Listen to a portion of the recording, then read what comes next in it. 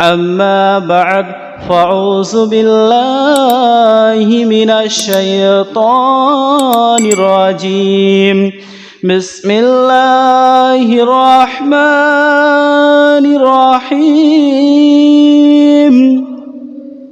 إنا أنزلناه في ليلة القدر وما أدراك ما ليلة القدر ليلة القدر خير من 1000 شهر تنزل الملائكة والروح فيها بإذن ربهم من كل أمر سلام هي حتى مطلع الفجر। সমস্ত প্রশংসা সমস্ত গুণগান ওই মহান আল্লাহ পাক রব্বুল আলামিনের জন্যই, যে মহান আল্লাহ পাক রব্বুল আলামিন আজকে পবিত্র রমজানুল মুবারক মাসে মসজিদে আসার এবং মসজিদে এসে খুতবা শোনার, ইমানকে আরেকটু চাকচিকন করার যে সুযোগ আল্লাহ পাক রব্বুল আলামিন আমাদেরকে দিয়েছেন, সেই মহান আল্লাহ তাআলার সংক্ষিপ্ত প্রশংসা করি। তাই সকলে অন্তর খুলে প্রাণ জুড়িয়ে মহব্বতের সহিত সবাই বলুন আলহামদুলিল্লাহ।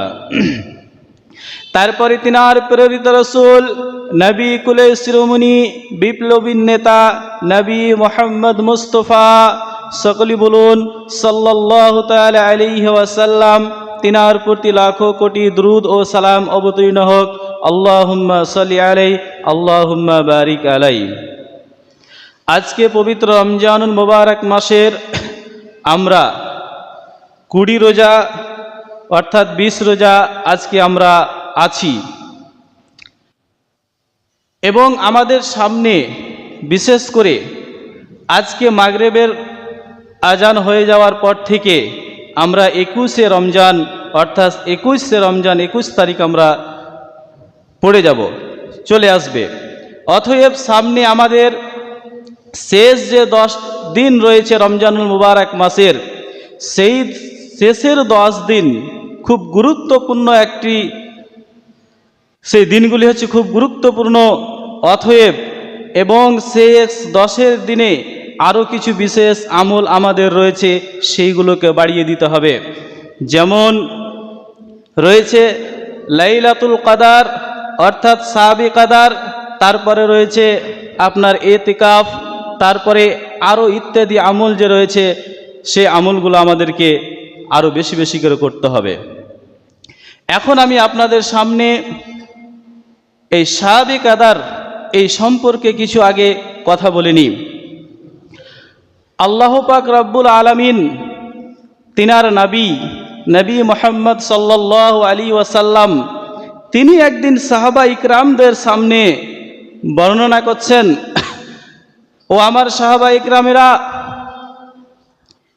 বানি ইসরাইলের মধ্যে 4 জন নবী, তিনারা 80 বছর ইবাদত করেছে, এর মধ্যে চোখের পলক মারা পরিমাণ পর্যন্ত তারা গুনাহ করেনি। সেই 4 জন ব্যক্তির নাম হযরত আইয়ুব আলাইহিস সালাম, হযরত ইউসা আলাইহিস সালাম, হযরত জাকারিয়া আলাইহিস সালাম, হযরত হিজকিল আলাইহিস সালাম। এই 4 জন ব্যক্তির কথা আল্লাহ পাক রব্বুল আলামিনের নবী তখন তিনি সাহাবা ইকরামদের সামনে বললেন। শুধু 4 জন নয়, আরও যে বানি ইসরাইলের মধ্যে অনেক নবী এসেছেন, তিনারা তো বয়স পেয়েছেন অনেক বেশি, কেউ তো 200 বছর, কেউ তো 150 বছর, কেউ তো 300 বছর, কেউ তো 500 বছর, এরকম ধরনের তিনারা বয়স পেয়েছিলেন। তো তিনারা যে ইবাদত করেছেন বা তিনার কওমেরা যে ইবাদত করেছে, তাহলে ওই ইবাদতের তুলনায় আমরা শেষ নবীর উম্মত, আমাদের গড় বয়স হচ্ছে 60 থেকে 70। তাহলে তিনারা যদি 300 বছর 150 বছর ইবাদত করে থাকেন, আর আমরা যদি 60-70 বছর ইবাদত করি, তাদের ইবাদতের তুলনায় আমাদের ইবাদতটা কিছুই নয়। এই জন্য সাহাবা ইকরামেরা তাআজ্জব করলেন দিয়ে আল্লাহ রসুলকে বলছেন, ইয়া রসুল আল্লাহ, ইয়া হাবিব আল্লাহ, আপনি বলুন যে তিনাদের এবাদতের তুলনায় তো আমাদের এবাদত তো কম হয়ে গেল, তাহলে আমরা কি পিছে পড়ে গেলাম না? আমরা কি অনেক পিছে থেকে গেলাম তিনাদের চাইতে? তখন আল্লাহ পাক রব্বুল আলামিনের নবীর প্রতি জিবরাইল আলাইহিস সালাম তখন এই সূরাটা নাজিল করছেন। সূরাটার নাম হচ্ছে সূরাতুল কদর। সূরাতুল কদর নাজিল করে আল্লাহ পাক রব্বুল আলামিন নবীকে জানিয়ে দিলেন যে তোমার উম্মত হচ্ছে সব থেকে শ্রেষ্ঠ। আমি তাদের জন্য একটা জিনিস রেখেছি, কি? শাবে কাদার, লাইলাতুল কাদার আমি রেখেছি। এবার আসি এই সূরাটার তর্জমা সম্পর্কে। আল্লাহ পাক রব্বুল আলামিন তিনি বলছেন, ইন্না আনজালনাহু ফি লাইলাতিল কদর, হে নবী, আমি এই কোরআন মাজিদ খানাকে অবতীর্ণ করেছি শাবে কাদার রাত্রে। আমি এই কোরআন মাজিদ, এই সম্মানিত কিতাব, মানুষের যে পূর্ণাঙ্গ জীবন ব্যবস্থার কিতাবটা আমি নাজিল করেছি কোন রাত না তো শাবে কাদার রাত্রে। ওয়া মা আদরাকা মা লাইলাতুল কদর, হে নবী আপনি কি জানেন শাবে কাদার রাত কাকে বলা হয়? এর গুরুত্ব কত, এর মর্যাদা কত, এর সব কত নবী আপনি কি জানেন? আল্লাহর রাসূল বলছেন আমি জানি না। হে রব্বুল আলামিন আপনি বলে দেন, ওয়া মা আদরাকা মা লাইলাতুল কদর, লাইলাতুল কদর খায়রুম মিন আলফি শাহর। এই লাইলাতুল কদর, এই শাবে কাদার রাত হচ্ছে 1000 মাসের চাইতে অতি উত্তম রাত। কেউ যদি 1000 মাস পর্যন্ত দাঁড়িয়ে আল্লাহর ইবাদত করে, তাসবিহ তাহলিল করে, আল্লাহর জিকির আজকার করে, যা নেকি পাবে এই শাবে কাদারের 5টি রাত যদি কেউ জাগরণ করে, তাহলে পারে ওই ব্যক্তিকে 1000 মাসের চেয়ে ইবাদত করলে তার চেয়ে বেশি নেকি দেওয়া হবে, তার চেয়ে বেশি নেকি দেওয়া হবে। তারপরে আল্লাহ পাক রব্বুল আলামিন বলছেন, তানাজ্জালুল মালাইকাতু ওয়ার রূহু ফিহা বিইজনি রাব্বিহিম মিন কুল্লি আমর। হে নবী, আমি এই শাবে কাদার রাত্রে জিবরাইল ফারিস্তা, রুহুল আমিন এবং তার দল সমস্ত ফারিস্তাদেরকে আমি দুনিয়ার জমিনে অবতীর্ণ করে দিই। আমার হুকুম অবতীর্ণ হয়ে যায়, দুনিয়ায় তারা চলে যায় এবং ওই ফারিস্তাগুলো তারা নোট করে কে কে ভালো কাজ করে, কে কে কোরআন তেলাওয়াত করে, কে কে তাসবিহ তাহলিল করে, কে কে আল্লাহর গুনার ভয়ের জন্য কাঁদে, গুনার ভয়ের জন্য আল্লাহর কাছে কাঁদছে। ওই জিনিসগুলো ওই ফারিস্তারা নোট করে নাই। এ রাতটা কতক্ষণ পর্যন্ত থাকে? সালামুন হিয়া হাত্তা মাতলাইল ফজর। এই রাতটা অতক্ষণ পর্যন্ত থাকে যতক্ষণ পর্যন্ত ফজরের আজান না হয়। ফজর পর্যন্ত, ফজরের টাইম পর্যন্ত এই রাত থাকে। এই সময়টা ফজর হওয়া পর্যন্ত এর সময়। তো শাবে কাদার রাতের একটা ফজিলত রয়েছে, এই জন্য সূরাতুল কাদার নামে আল্লাহ পাক রব্বুল আলামিন একটা সূরা দিয়ে দিয়েছেন। বাইহাকিতে একটি হাদিস এসেছে যে আল্লাহ পাক রব্বুল আলামিন এই শাবে কাদার রাত্রে জিবরাইল ফারিস্তাকে হুকুম করে, ও জিবরাইল ফারিস্তা, তোমার দল নিয়ে অর্থাৎ অন্য ফারিস্তারাকে নিয়ে তুমি দুনিয়ার জমিনে চলে যাও, তুমি মাঠে চলে যাও, ময়দানে চলে যাও, সারা বিশ্বে তুমি ছড়িয়ে পড়ো। তখন জিবরাইল ফারিস্তা আরও ফারিস্তারাকে সঙ্গে নাই, ওই ফারিস্তাগুলোকে আগে থেকে প্রস্তুতি করে রাখেন যে শাবে কাদার আসলে আমাদের ডিউটি, আমরা দুনিয়ার জমিনে সবাই চলে যাব। এবার জিবরাইল ফারিস্তা একটা সবুজ রঙের ঝান্ডা নিয়ে এবার দুনিয়ার জমিনে চলে আসে এবং ওই সবুজ রঙের ঝান্ডাটাকে ওই কাবা শরীফের ছাদের উপরে গেড়ে দেয়, ওখানে পুঁতে দেয়। তারপরে সমস্ত ফারিস্তারাকে নিয়ে দুনিয়াতে এবার এখানে ওখানে আনাচে কানাচে, এই গ্রামে ওই গ্রামে, যেখানে সেখানে এবার ওই ফারিস্তারাকে নিয়ে ছড়িয়ে পড়ে। জিবরাইল ফারিস্তার 600 খানটা ডানা রয়েছে, 600 খানটা বাজু রয়েছে। ওই 600 খানটা বাজুর ভিতরে 2 খানটা ডানা, 2 খানটা বাজু এই শাবে কাদার রাত্রে কি করে বিছিয়ে দেয়। এই দুই খান্ডা ডানা কত বড়, মাশরেক এবং মাগরেব, পূর্ব এবং পশ্চিম যতটা দূরত্ব রয়েছে এতটা দূরত্ব পর্যন্ত জিবরাইল ফারিস্তার ওই ডানা তখন ওই সাবে কাদা রাত্রে বিছিয়ে দেয়। এটা অন্য কোনো দিন আর অন্য কোনো রাতে বিছানো হয় না। এবার ওই ফারিস্তারা যখন রাতের মধ্যে যখন এদিকে ওদিকে যখন তারা চলে যায়, যাওয়ার পরে কারা কারা সাহাবে কাদা রাত্রে জাগরণ করছে, কারা ওই রাত্রে নামাজ পড়ছে, কারা ওই রাত্রে আল্লাহ পাক রব্বুল আলামিনের ভয়ে কাঁদছে, কারা ওই রাত্রে আল্লাহর কাছে কিছু চাইছে, কারা ওই রাত্রে নিজের গুনার জন্য ক্ষমা চাইছে, নিজের জন্য ক্ষমা চাইছে, কারা ইস্তেগফার করছে, কারা তাসবিহ তাহলিল করছে, সমস্ত কিছুটাকে ওই ফেরেশতার দলেরা নিজের খাতাতে নোট করে নাই, নোট ডাউন করে নাই। এবার যখন ফজরের আজানের টাইম যখন হয়ে যায়, মুয়াজ্জিন যখন আজান দিয়ে দেয়, তখন জিবরাইল ফেরেশতা বলে, ও ফেরেশতার দলেরা তোমরা চলে এসো, চলে এসো, চলে এসো। সমস্ত ফেরেশতার দল তখন এক জায়গায় জমা হয়ে যায়। জমা হয়ে যাওয়ার পরে তখন আল্লাহ পাক রব্বুল আলামিনের কাছে চলে যায়।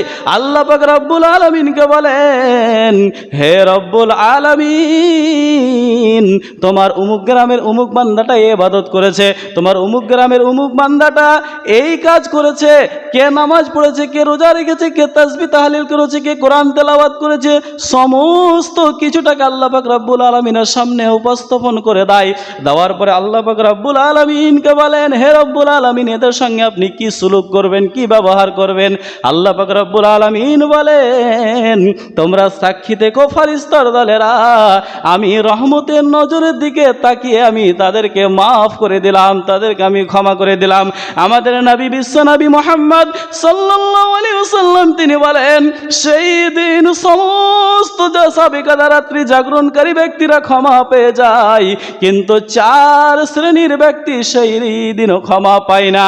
তা সাহাবায়ে কেরামেরা তাজ্জব করলেন, ইয়া রাসূলুল্লাহ, ইয়া হাবিবাল্লাহ, ওই 4 ব্যক্তি কারা? যারা সাহাবে কাদা রাত্রি জাগরণ করার পরও ক্ষমা পাবে না, তাদের জন্য মাফ হবে না। ওই লোকগুলো কারা? আল্লাহ রাসূল সাল্লাল্লাহু আলাইহি ওয়াসাল্লাম তখন বলছেন, 1 নাম্বার শরাব পিনেওয়ালা, যতক্ষণ পর্যন্ত ওই ব্যক্তি শরাব পানকারীওয়ালা তওবা করে খালিস তওবা করে ফিরে না আসবে, অতক্ষণ পর্যন্ত তার গুনাহ মাফ হবে না, সেই দিন সাবে কাদা রাত্রেও ক্ষমা পাবে না। নাম্বার 2, ওই ব্যক্তি যারা বাবা মায়ের সঙ্গে সৎ ব্যবহার নাই, বাবা মায়ের সঙ্গে সম্পর্ক সঠিক নাই, বাবা মায়ের নাফরমান ব্যক্তি, সেও সাবে কাদা রাত্রি থেকে ক্ষমা পাবে না। নাম্বার 3, ওই ব্যক্তিও ক্ষমা পাবে না যে আত্মীয়তার বন্ধনকে কেটে দেয়, রিস্তার বন্ধনকে কেটে দেয়, ভাই ভাইয়ের সঙ্গে চলাফেরা নাই, চাচা ভাতিজার সঙ্গে চলাফেরা নাই, এই ধরনের কঠোর রিস্তাগুলোকে, রক্তের সম্পর্ক রিস্তাগুলোকে কেটে দেয়, রিস্তাগুলোকে ভঙ্গ করে দেয়, ওই ব্যক্তিও ক্ষমা পাবে না। নাম্বার 4, ওই ব্যক্তিও ক্ষমা পাবে না যেই ব্যক্তির অন্তরে শুধু হিংসা আর হিংসা ভরা রয়েছে, হিংসা কিনা কপট বুক যে যার ভিতরে রয়েছে, ওই ব্যক্তিও সেই দিন সাবে কাদা রাত্রে ক্ষমা পাবে না। বাকি এই 4 শ্রেণীর ওয়াসুকালা ব্যক্তিকে, এই 4 শ্রেণীর আসামিওয়ালা ব্যক্তিকে বাদ দিয়ে সমস্ত সাবে কাদা রাত্রি জাগরণকারী ব্যক্তিকে আল্লাহ পাক রব্বুল আলামিন ক্ষমা করে দেন, ক্ষমা করে দেন, তাদেরকে ক্ষমা করে দেন। একবার বলুন সুবহানাল্লাহ। তাহলে সাবে কাদা রাত্রের এতটা ফজিলত, তাহলে সাবে কাদা রাত্রি কিভাবে অতিবাহিত করব? সাবে কাদা রাত যখন চলে আসবে, তারাবির নামাজ পড়ে নিলেন, বেতুরটাকে রেখে দিবেন, তারপরে আপনি ওই রাত্রে 2 রাকাত করে নফল নামাজ পড়বেন, 2 রাকাত করে নফল নামাজ পড়বেন। মাঝে মধ্যে আল্লাহর কাছে, আল্লাহর ভয়ে কাঁদবেন, মাঝে মধ্যে গুনাহার জন্য আল্লাহর কাছে ক্ষমা চাইবেন, মাঝে মধ্যে হয়তো কোরআন তেলাওয়াত করবেন। কোরআন তেলাওয়াতটা খুব বেশি না হয়, অনেকেই পুরো রাতটা কোরআন তেলাওয়াতে কাটিয়ে দেয়, কিন্তু না, বেশি না হয়, হালকা হালকা কোরআন তেলাওয়াত করবেন। এইভাবে পুরো রাতটাকে অতিবাহিত করতে হবে। শুধু মসজিদে সাবে কাদা রাত জাগতে হবে এরকম কোনো কথা নয়, আপনি বাড়িতেও রাত্রি জাগতে পারেন, আপনি বাড়িতে ফ্যামিলিকে সহকে নিয়ে বাড়িতে রাত্রি জাগবেন। আল্লাহ রসুল সাল্লাল্লাহু আলাইহি সাল্লাম নিজেও সাবে কাদার জাগতেন এবং স্ত্রীরাকেও তিনি হুকুম করতেন, আদেশ দিতেন তারাও যাতে সাবে কাদা রাত্রি জাগে। তাহলে সাবে কাদা রাত্রি যখন চলে আসে, মসজিদে ছোট ছোট ছেলেরা চিল্লা চেঁচামেচি এটা ওটা শুরু করে দেয়, এইগুলো একদম করা চলবে না। সেই রাত্রে 10 মিনিট পর পর চা খাওয়া চলবে না, সেই রাত্রে কোনো হট্টগোল করা যাবে না। আপনাকে খুব শান্তিময় বিনয়ের সঙ্গে সাবে কাদা রাত্রি জাগতে হবে। যদি প্রয়োজন হয় যেখানে চিল্লা চেঁচামেচি হচ্ছে বাড়ি চলে যান, বাড়ি চলে যেয়ে দরজা লাগিয়ে দিয়ে ভিতরে ঘরের মধ্যে শুধু আল্লাহর ইবাদতে, আল্লাহর জিকির, আজকার, তাসবিহ, তাহলিলের মাধ্যমে রাতটাকে অতিবাহিত করতে হবে। এরই নাম হচ্ছে সাবে কাদার। এবার আসুন, সাবে কাদা রাত্রের নিশানি কি করে বুঝবো যে সাবে কাদা রাত্রির নিশানি, তার নিদর্শন আমি পেয়ে গেছি? রাসূল সাল্লাল্লাহু আলাইহি সাল্লামের সেই হাদিস রয়েছে যে সাবে কাদা রাত্রির নিশানি হচ্ছে ওই রাতে আসমান পরিষ্কার থাকবে, ওই রাতের চাঁদটাও পরিষ্কার থাকবে, শুধু তাই নয় ওই রাতটা না ঠান্ডা হবে বেশি, ওই রাতে না গরম হবে, এরকম একটা শান্তিপূর্ণময় রাত দেখতে পাবেন, বুঝতে পারবেন যারা সাবে কাদা রাত্রির নিশানিকে খুঁজে পাবেন। দ্বিতীয় নম্বর কথা হচ্ছে সেই দিন সকালে সাবে কাদা রাত্রি জাগরণ করার পরে সকালবেলায় যখন সূর্য উঠবে, সূর্যের কিরণ থাকবে না, সূর্যর তাপটা যেন হালকা বুঝাবে, সূর্যের তাপটা যেন হালকা, তার ছায়াটা যেন হালকা লাগবে, একটা আনন্দময় লাগবে। আর যেই দিন সাবে কাদা রাত্রি যখন আপনি নিদর্শন খুঁজে পাবেন, মনে হচ্ছে যেন ঠান্ডা ভাব খুব বেশি নাই, গরম ভাবও বেশি নাই, আসমান সাফা রয়েছে, অন্তরের মধ্যে যেন একটা আনন্দময় জেগে উঠবে, আপনাকে একটা আনন্দ লাগবে, ভালো লাগবে। যারা এই নিদর্শন খুঁজে পাবেন, বুঝতে পারবেন, সবাই কিন্তু পায় না। আর যখন এই নিদর্শনকে খুঁজে পাবেন, মা আয়েশা জিজ্ঞাসা করছেন আল্লাহ রসুলকে, ইয়া রাসূলুল্লাহ আমি তখন সেই সময় কোন দোয়াটা পাঠ করব, কি দোয়া পড়ব? আল্লাহ রসুল সাল্লাল্লাহু আলাইহি সাল্লাম বলছেন তখন তুমি এই দোয়াটা পাঠ করবে, আল্লাহুম্মা ইন্নাকা আফুউন তুহিব্বুল আফওয়া ফাফু আন্নি। এই দোয়াটা তখন তুমি পড়তে আরম্ভ করবে, শুরু করবে। এটা হচ্ছে সাবে কাদা রাত্রি জাগরণের দোয়া। এইভাবে সাবে কাদার রাত্রিকে জাগতে হবে। সাবে কাদার মানে হচ্ছে সম্মানিত রাত, বিধানের রাত কে বলা হয় সাবে কাদার। গোটা বছরের সব থেকে উত্তম রাত হচ্ছে সাবে কাদার। সাবে কাদারের রাতের চেয়ে উত্তম রাত আর কখনো হয় না। এই রাতের বিশেষ ফজিলত আল্লাহ পাক রব্বুল আলামিনের নবী অন্য হাদিসেও বলেছেন কি, মান কামা লাইলাতাল কদরি ঈমানান ওয়া ইহতিসাবান গফিরা লাহু মা তাকাদ্দামা মিন জামবিহি। যারা সাবে কাদার রাত্রিকে ঈমান এবং ইখলাসের সাথে নেকির আশায় যারা কি করলো এই রাত্রিকে জাগরণ করবে, তার জীবনের গুনাহকে আল্লাহ পাক রব্বুল আলামিন ক্ষমা করে দিবেন। বলুন সুবহানাল্লাহ। এবার আপনাকে বলি, এতেকাফ সুন্নত নয়, এতেকাফ ফরজও নয়, একটা ইবাদত। এতেকাফ একটা ইবাদত। এতেকাফ যারা করবে ওর স্বাদ ওরা এতেকাফের পরেই কিন্তু বুঝতে পারবে। এতেকাফ এমন একটা ইবাদত যার স্বাদ সঙ্গে সঙ্গেই বোঝা যায়, এর স্বাদ কি, এর লাভ কি, এর মর্যাদা কি, ইবাদতটা কেমন লাগে। এতেকাফ মসজিদে করতে হবে, ছেলে হোক কিংবা মহিলা হোক। কোরআনে আল্লাহ পাক রব্বুল আলামিন সূরা বাকারা 187 নম্বর আয়াতে বলছেন, ওয়ালা তুবাশিরুহুন্না ওয়া আনতুম আকিফুনা ফিল মাসাজিদ। এখান থেকে বোঝা যায় যে এতেকাফ করতে গেলে মসজিদ হওয়াটা অপরিহার্য, এটা প্রয়োজন। মসজিদ যদি না হয় তাহলে কিন্তু এতেকাফ করা যাবে না, সেটা জুমা মসজিদ হোক কিংবা ওয়াক্তিয়া মসজিদ হোক, মসজিদ হওয়াটা শর্ত, এটা লাগবেই। এতেকাফ কেন করব? আল্লাহ পাক রব্বুল আলামিনের রেজামন্দির জন্য, তিনার খুশির জন্য এবং নিজের গুনাহ মাফ করে নেওয়ার জন্য তাসবিহ, তাহলিল, ওয়াজ, নসিহত, তওবা ইস্তেগফার করার নিয়তে মসজিদের কোনো এক জায়গায় কোনো কোণাতে খিমা লাগিয়ে কাপড় দিয়ে ঘিরে দিয়ে একটি জায়গাতে অবস্থান করার নাম হচ্ছে এতেকাফ। এবং এতেকাফে আমি কখন প্রবেশ করব? এখানে দুইটি মত রয়েছে। একটি মত হচ্ছে যে 20 তারিখ ইফতারের পর, মাগরিবের পর ওই এতেকাফের জায়গায় প্রবেশ করবে। আর আল্লাহ রসুল সাল্লাল্লাহু আলাইহি ওয়াসাল্লাম তিনি 21 তারিখের ফজরের নামাজ পড়ে নেওয়ার পর এতেকাফের জায়গায় কিন্তু গিয়েছেন। তো এখানে দুটি মত, দুটোই কিন্তু প্রায় সহি। আর দুই পক্ষেরই উলামা ইকরাম কিন্তু খুব বড় বড় জাদরাল উলামা ইকরাম কিন্তু এই কথা বলছেন। উনারা বলছেন যে মাগরিবে যখন আজান হয়ে গেল, সেদিন তো 20 তারিখ শেষ হয়ে গেল ইসলামের ক্যালেন্ডার অনুযায়ী, 21 তারিখ পড়ে গেল, তাহলে মাগরিবের নামাজ পড়ে নেওয়ার পরই পরই ওখানে প্রবেশ করবে।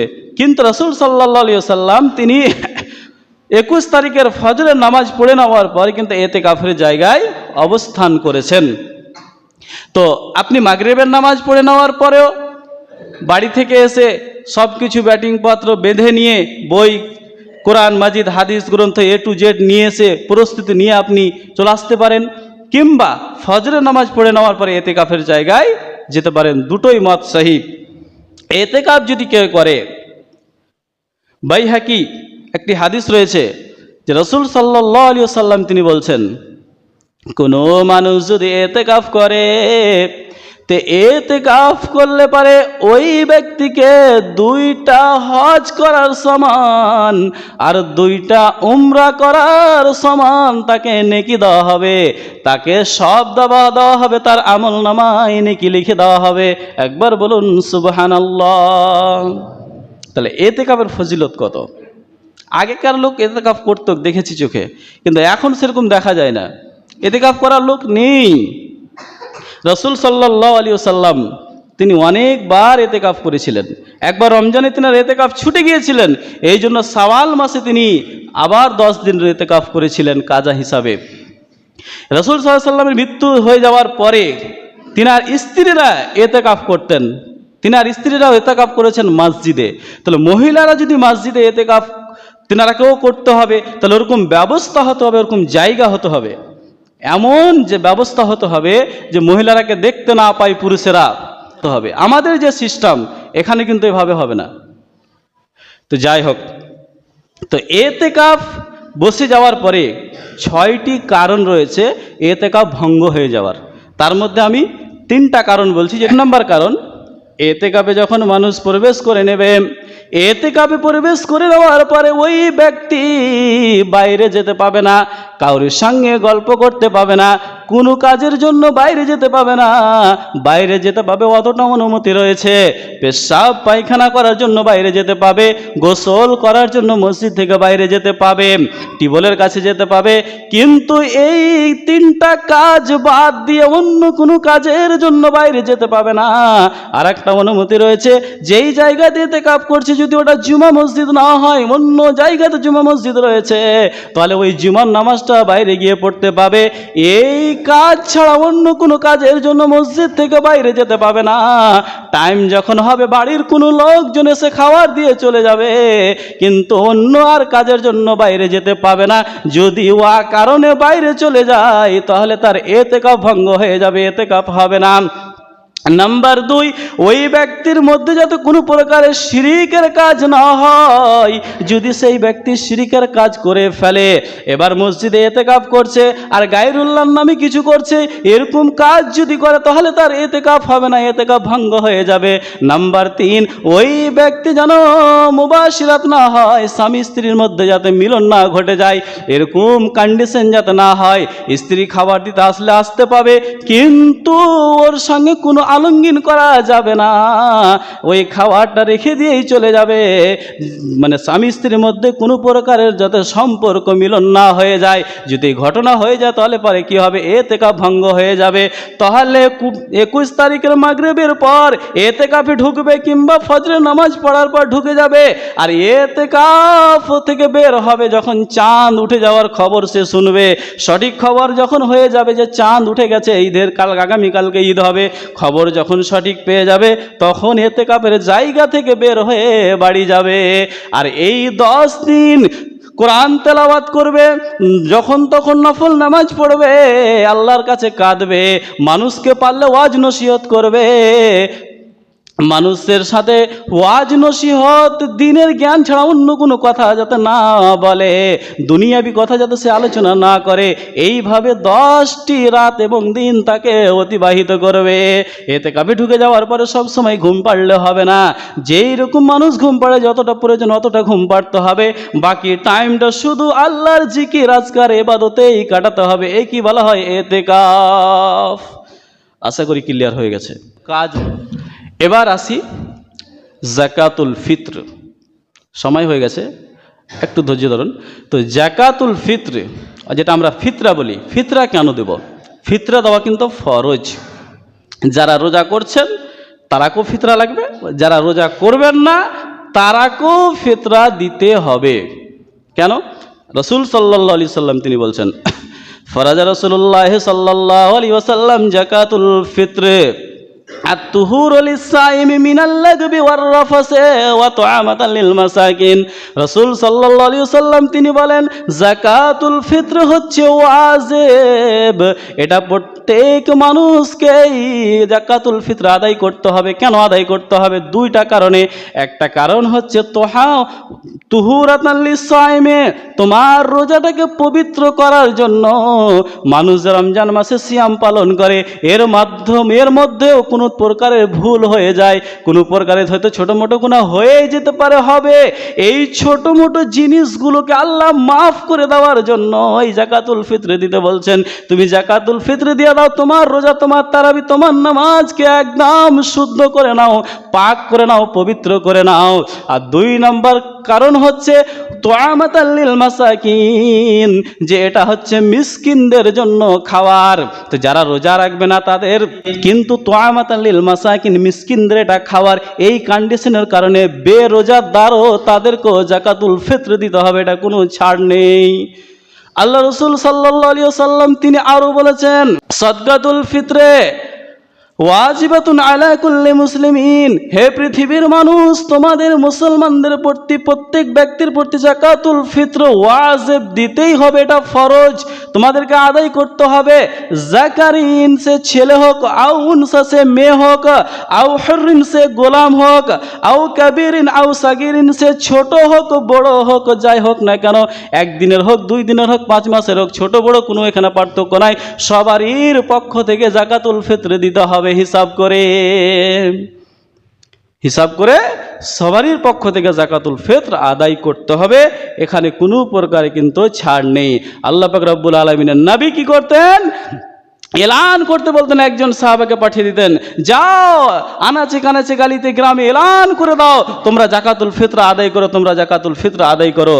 এবং এই জাকাতুল ফিত্র আদায় করতে হবে ঈদের নামাজ পড়ার আগেই। এর ফজিলত কিন্তু আলাদা। ঈদের নামাজ পড়ার আগে আপনাকে জাকাতুল ফিত্র এটা দিয়ে কমপ্লিট করে নিতে হবে। আর যদি কেউ ঈদের নামাজ পড়ার পরে যদি দেয়, কেউ মনে করছে আমি ভুলে গেছিলাম জাকাতুল ফিত্র দিতে হবে, আর মনে নাই, দুনিয়া সব মনে আছে, এটাও কিন্তু ভুলে যায়, এরকম খবর আমার কাছে এর আগে কিন্তু এসেছিল যে আমি জাকাতুল ফিত্র দিতেই ভুলে গেছি। তো যারা দিতেই ভুলে গেছে তারপরে জাকাতুল ফিত্র দিবে, কিন্তু ও আগে দিলে যে সব যে নেকি পেত সে নেকিটা কিন্তু আর পাবে না। ঈদের নামাজ পড়ে নেওয়ার পরে যখন জাকাতুল ফিত্র দিবে, এই ফিতরা যখন আদায় করবে তখন কিন্তু সাধারণ সাদকা করার নেকি পাবে, কিন্তু জাকাতুল ফিত্রের যে মেন সওয়াব আল্লাহ তাআলা তার জন্য রেখেছিল, ওই সওয়াব থেকে সে মাহরুম হয়ে যাবে, ওই সওয়াব পাবে না, ওই সওয়াব পাবে না। এই রমজানুল মুবারক মাস সিয়াম, কোরআন তেলাওয়াত, জিকির, আজকার ইত্যাদি দিয়ে আমাদেরকে কাটাতে হবে। একটি হাদিস এসছে, আল্লাহ রাসূল সাল্লাল্লাহু আলাইহি ওয়াসাল্লাম তিনি বলছেন কি, আসিয়ামু ওয়াল কুরআনু ইয়াসফানি লিল আবদি ইয়াউমাল কিয়ামা, এই সিয়াম, এই রোজা এবং এই কোরআন কিয়ামতের দিন আল্লাহর কাছে সুপারিশ করবে। ইয়াকুলু সিয়াম আই রব্বি মানাতুহু তুআম ওয়াশ শাহাওয়াতা, হে রব্বুল আলামিন তুমি আমাকে দুনিয়ায় সিয়াম করে পাঠিয়েছিলে, রোজা করে পাঠিয়েছিলে, তোমার অমুক বান্দাটা দিনের বেলায় খাবার খায়নি, পানাহার করেনি, ওয়াশ শাহাওয়াতা এবং স্বামী স্ত্রীর মধ্যে মিলন করেনি, এই রোজায় সিয়াম পালন করার জন্য ফাশফিনি ফি, আল্লাহ তুমি ওই ব্যক্তিকে ক্ষমা করে দিও, ওই ব্যক্তিকে মাফ করে দিও। ওয়া ইয়াকুলুল কোরআন, কোরআন বলবে আল্লাহর সামনে মারাতুহুন নাওম বিল্লাইলে, হে রব্বুল আলামিন আমি কোরআন করে দুনিয়াতে তুমি পাঠিয়েছিলে, আমাকে তেলাওয়াত করার জন্য তোমার অমুক বান্দাটা রাত্রি জেগেছিল, রাত্রি জাগার পরে সে তেলাওয়াত করেছিল, নিনকে কমিয়ে দিয়েছিল, কিন্তু তোমার কোরআনকে সে তেলাওয়াত করেছিল। ফাশফিনি, আল্লাহ তুমি ওই ব্যক্তিকে ক্ষমা করে দাও। নবী বলছেন ক্বালা ফায়ুসাফান, সেই দিন কোরআনের কথা শুনে আর সেই দিন ওই সিয়ামের কথা শুনে আল্লাহ পাক রব্বুল আলামিন ওই দুজনকেই ক্ষমা করে দিবেন। ক্বালা ফায়ুসাফান, সেই দিন দুজনের সুপারিশ আল্লাহ কবুল করে নেবেন, আর রোজাদার ব্যক্তিকে আর কোরআন তেলাওয়াত করা ব্যক্তিকে দুজনকেই ক্ষমা করবেন। একবার বলুন সুবহানাল্লাহ। তাহলে এতগুলো রমজান এবং সিয়ামের ফজিলত রয়েছে, তাহলে আমরা কেন অবহেলিত করে কাটাবো? আজকেই শাবে কাদার হবে, আজকে থেকেই শুরু, মানে মাগরিবের নামাজ আজান হবে, আপনার 21শে রমজান পড়ে গেল ক্যালেন্ডার, ইসলামী ক্যালেন্ডার অনুযায়ী।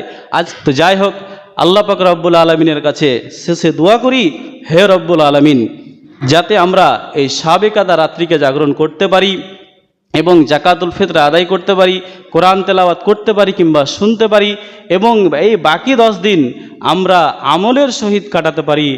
তুমি এর জন্য তৌফিক দান করিও। সকলে বলুন আল্লাহুম্মা আমিন।